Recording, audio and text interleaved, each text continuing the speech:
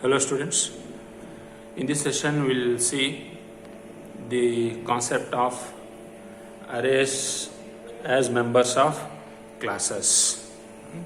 So far we have seen some programs, CPP programs already using class and object, OOP relevant programs. In those programs we have seen how can we include the basic type elements.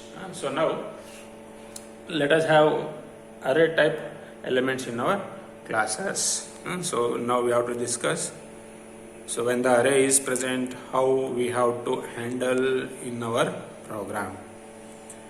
So let me take one simple program. So as usual, the class starts with identifying an entity or giving the entity name in our program. Then we should define some functions.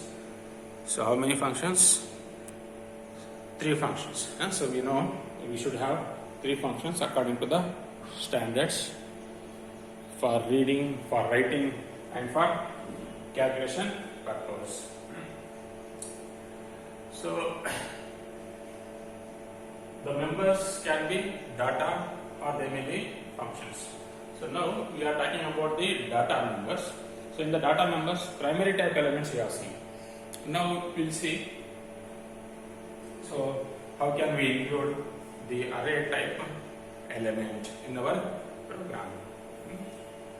For a simple case, let us consider student relevant problem. Assume that we have to read marks for a particular student.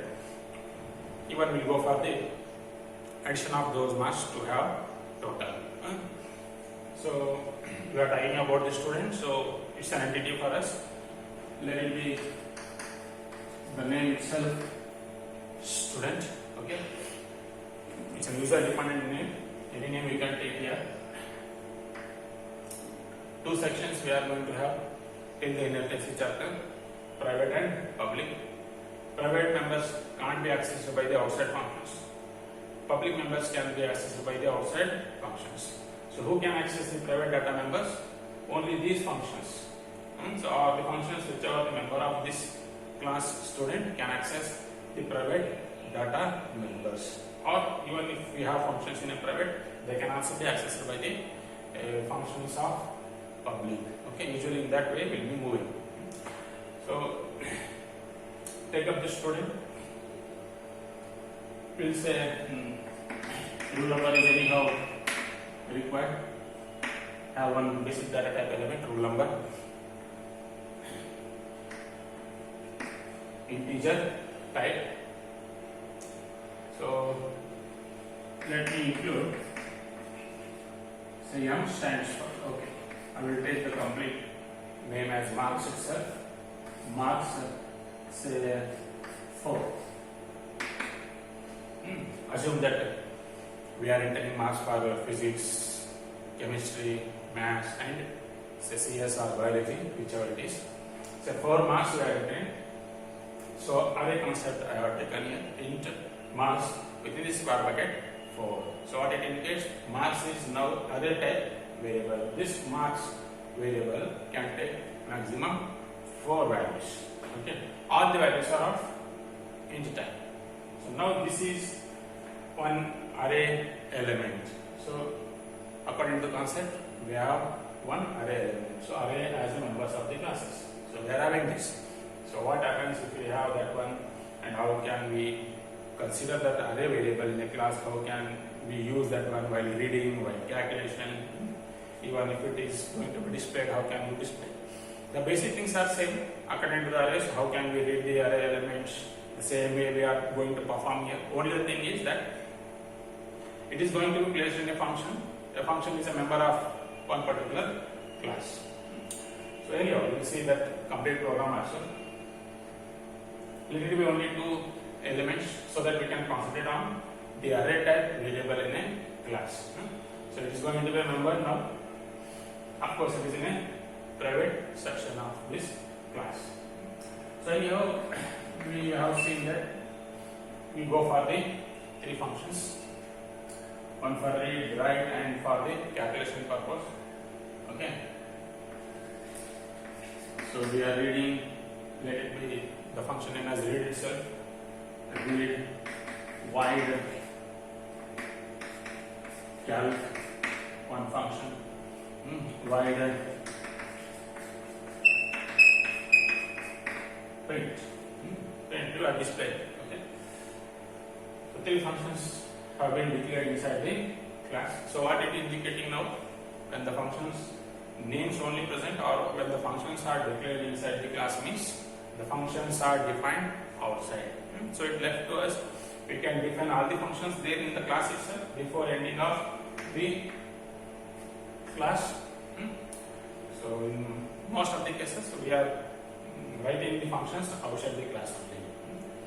So now one by one I will take up the functions and I will write. And usually what happens, most of the times, if question comes on this arrays as a members of the class, a simple question if it comes, it may come for 2 to 3 marks. So at that time, no need to write the complete program. Okay. If the question is something like, what do you mean by arrays as members of the classes, or explain the arrays as a members of classes. If it is in the 2 mark section or in 3 mark section, you just explain it in 2 to 3 lines. What do you mean by so having arrays in a classes means it is members of the class. You can have it. It is permitted. It is allowed. And then you can use simple class example. So define a class something like this. You just give 1 2 more extra lines saying that here the marks is an array type element. Now it is present as a member of this class. It is enough for 2 or 3 marks. Suppose if there is a question in the 5 mark section, then you can go for writing the complete program. Rather than having only class in your answer, you just complete this program having all these three functions along with main function. So don't write complete program when it is for 2 or 3 marks. Okay, now I will go for complete program. Suppose if there is a question in the main exam, right? Illustrate arrays as the members of the classes, or write a program having arrays as the members of the classes in a 5 mark section, suppose. Then you have to write the complete program. Anyhow, we will try to understand how exactly we are including that array in a classes. Only members declaration is over now. Only members declaration is over. How can we handle this marks array type variable?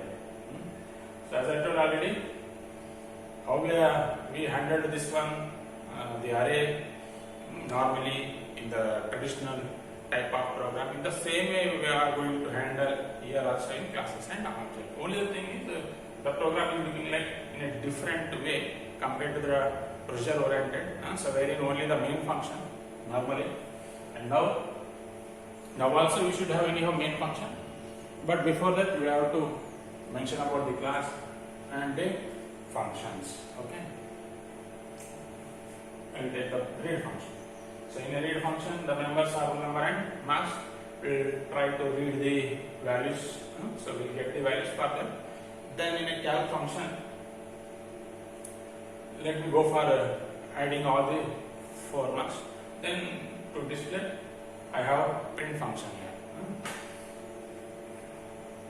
So function declared inside, it has to be defined outside the read function. So how to define function outside the class?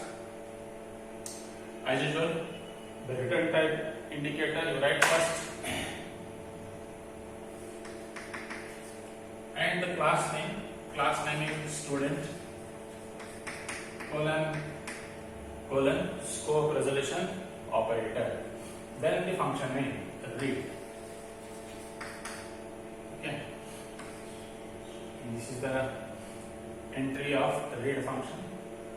Then there the rule number is there. Cout, enter rule number.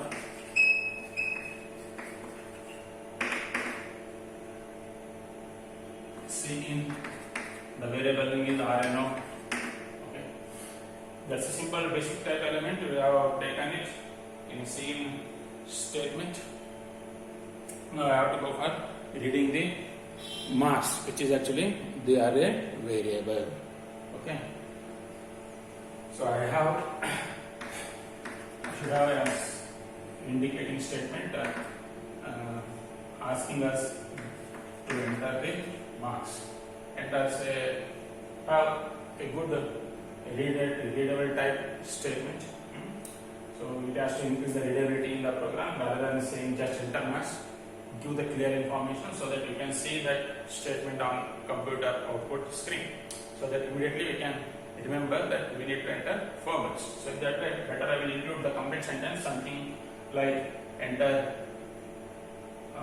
4 marks or 4 subject marks.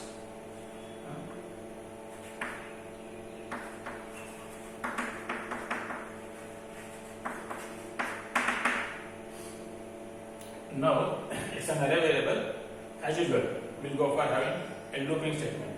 So the better one is for loop statement. So for I equals to 0, I less than maximum 4 elements, and of course fixed 4 elements we are entering. Anyhow means we are not going to leave any empty box, okay, or empty memory cell. We are using all the 4 memory boxes, okay, each of which 2 bytes. Then I less than 5, not less than 5, it is less than 4. Why it is so? We are starting from 0. 0, 1, 2, 3. So till 3 means overall 4 elements. I less than I plus plus. So this is a for block where how we used to write same statement for array variable. Array variable name as it is, say marks, and it is square bracket the index variable I. Okay. So this is the reading section. This is the end of the for block. Now this is the end of the read function. So we are using variable I here, so it has to be declared. You can declare that one on the spot itself. Here itself you can write int. It is allowed in C++, or else you can declare here also in this function, because we need I here in this function. So when the I is declared in this function, we can't use I in other functions, okay, because it is local to this function. Otherwise, what you can do, have I in the class itself, okay.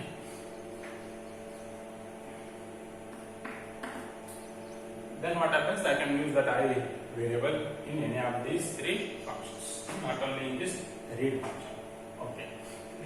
So then I will move for the calc function.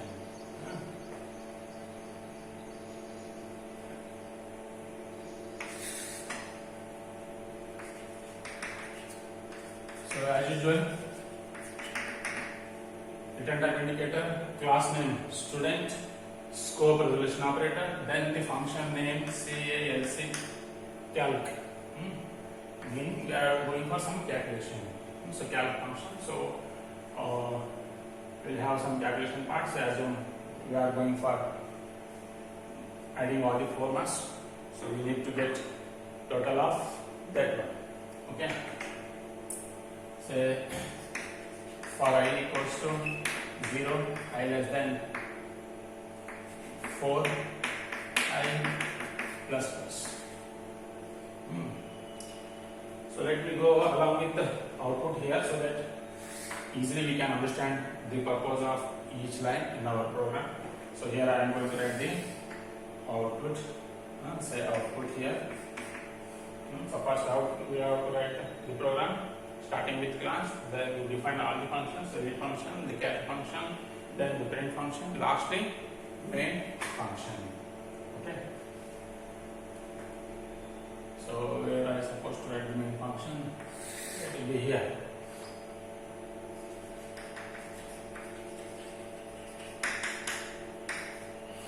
It's a main function. So in the main function, what we need to do, we just have to call all the 3 functions in a correct order. So reading part function we have to call first, then the calculation relevant function, then the display. So any answer usually will be having answer. So display statement in whichever it is present, call that function. So create the object for the student. Okay, mention some object name. You can name particular student also. You can give some Raj, Kiran, any student name. So better let me take some general. Okay, something like X. X is some student name, assume so. So for this person, for this student X, I am going to take all the 4 values. Okay, then I will go for the calculating it. It's a total. So how to call the function? Object name dot function name. So object we have created X dot read. Okay, so in a correct order we have to call. So read function will be called. So execution starts from the main function. Object created in the sense memory created for all the members which are there in the class. So memory created for them. I will show that part here. Okay. So RNO rule number, it's a simple data type element. Marks is array type element. Okay. This is marks. This is marks 0, this is 1, this is 2, and this is 3. Okay, individual element in a marks, we can identify them based on the index value. So marks 0, marks 1, 2, and 3, because maximum 4 we can have, starting from 0 to up to 3. So memory created for marks, memory will be created for this I also.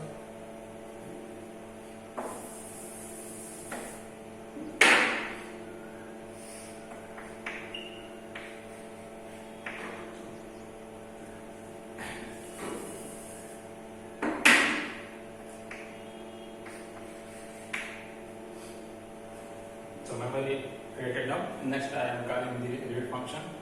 The read function will be called. So in the read function, so first enter rule number.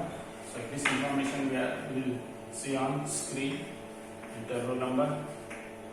Then whichever the number you are giving, so 12, it is taken into RNO through same statement. So 12 now it will be stored in this memory. 2 bytes of memory, integer. Okay, integer type variable RNO 2 bytes. So next, let's enter 4 subject marks.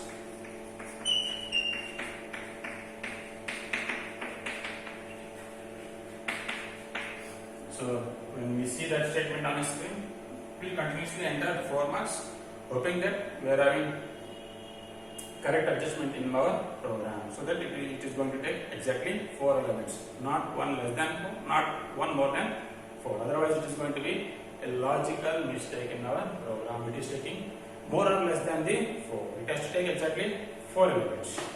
Okay. Assume that you are giving some random elements, 60, 40, 50. So again you have entered 80. So you have entered 4 marks. So what happens when you are entering marks continuously? This for loop is working. So it starts from I equals to 0. Then this condition will be checked. I value 0 is less than 4, true. Then the block is executed. So inside the block you are having marks I. So I value is 0. So marks 0. Marks 0. There the first value 60 is stored. Okay, is going to be stored there in marks 0. Of course, 2 bytes of memory space. Overall, how many bytes will be reserved for the marks? 4 elements. Each element is of 2 bytes. Overall, 8 bytes will be reserved. Okay. Then you have entered 40. At the time, what happens? I++ will execute in this first statement. So it will become from 0 to 1. At the time 1 is less than 4, true. Again this CN statement. So marks I value. So I value is now 1. The next value 40 will be stored in marks 1. So then after the same statement, control comes back for this increment or decrement area, wherein you are incrementing I plus plus. Existing value 1 will be incremented by 1 again. So 1 plus 1, 2. So now I value is 2. Again we are coming back for the condition. 2 is less than 4. Yes. Then the next value is again taken into the memory, 50. So it is taken into the memory. So which particular memory location? How we are going to identify it means marks I. I is now 2. So marks 2. So in the marks 2, the next value will be stored. So again I plus plus, I increments to 3. 3, I is less than 4. 3 is less than 4. Still it is correct. Again one more time Cn will be executed. So marks I. So I value is 3. So marks 3. In a marks 3, the next value will be stored. Okay. Then again I plus plus 4.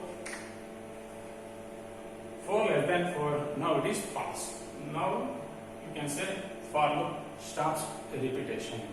So it comes out of the formula. And it is the end of the read function also. Then control goes back to main function. So reading part is over. Where are the marks there in the memory? Then we need to go for adding all these. Okay, as per our requirement. Next I will call for the calc function. So I will go for x dot calc. So in a calc function, we are going to see the total of all the 4 subjects. Okay. So again we need a loop, as if here in the reading part, I will go for from 0 to till 3. So till then I will take 1 by 1 and I will go for adding. Okay.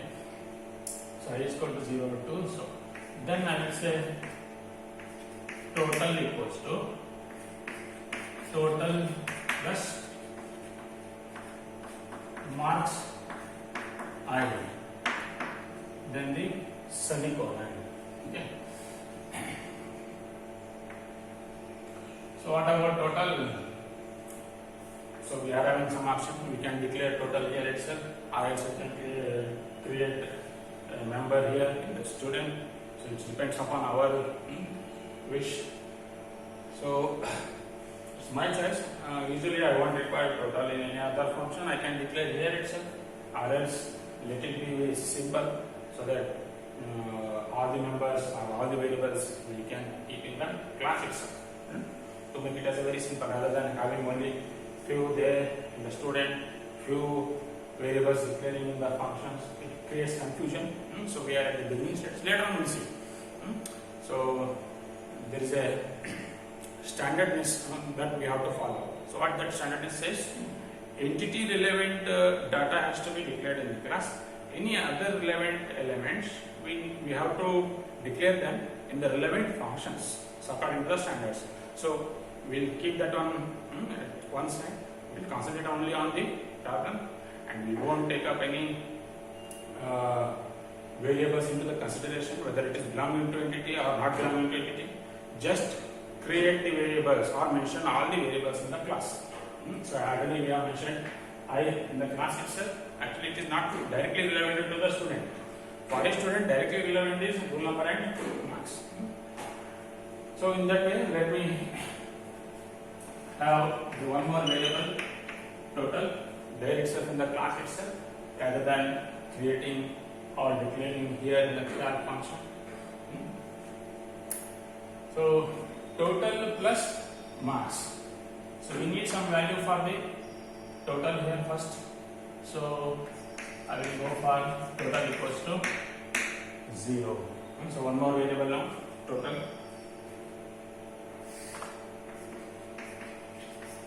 Total value is 0. For total also memory will be created at the time of declaring the object or the creation of object.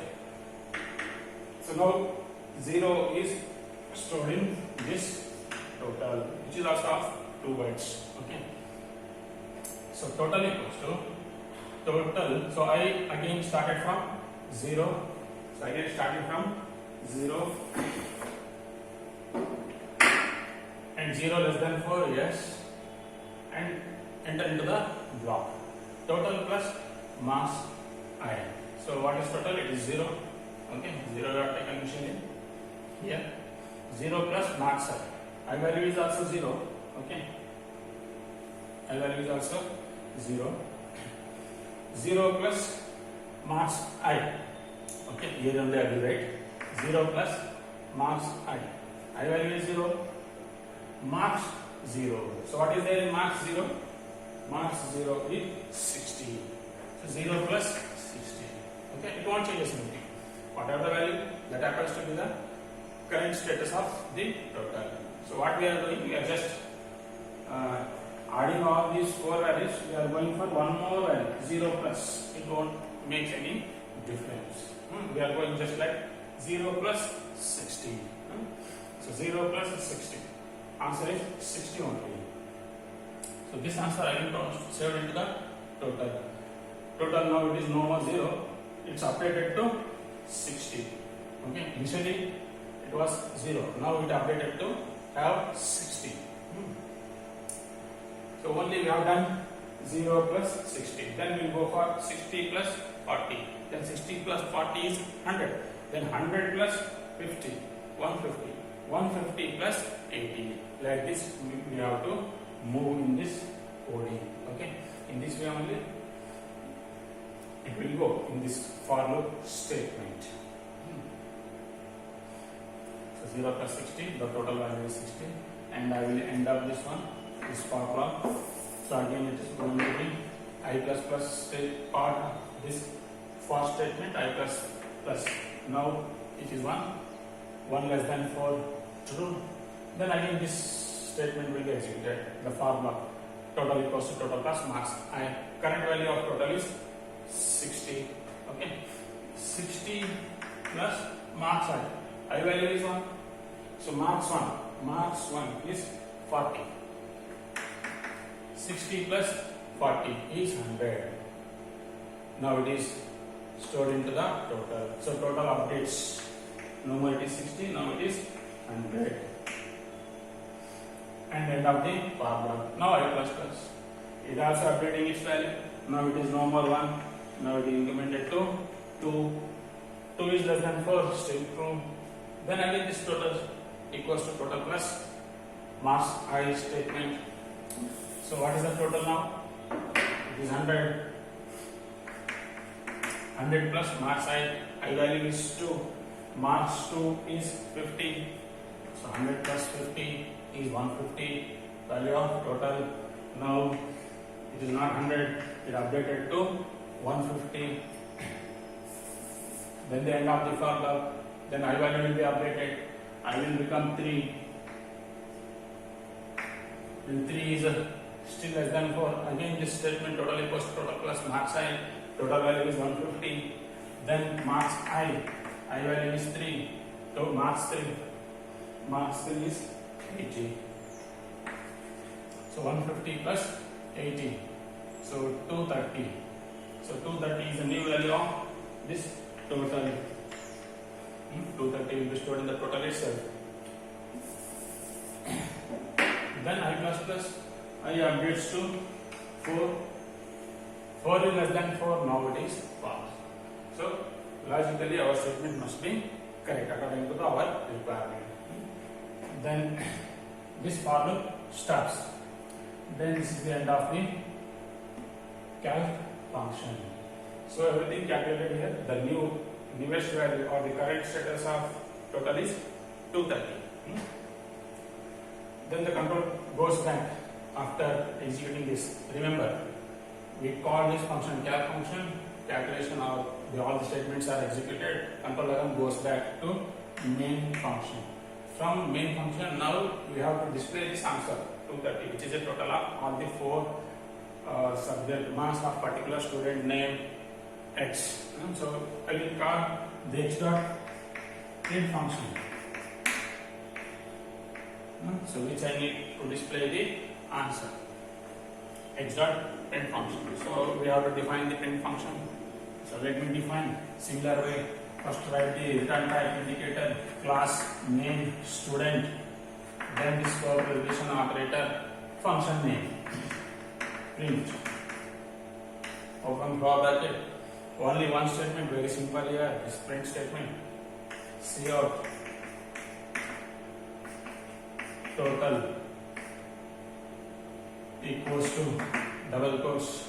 If you want, you can completely write total of 4 subjects is, and just limit to itself, here itself, total equals to, then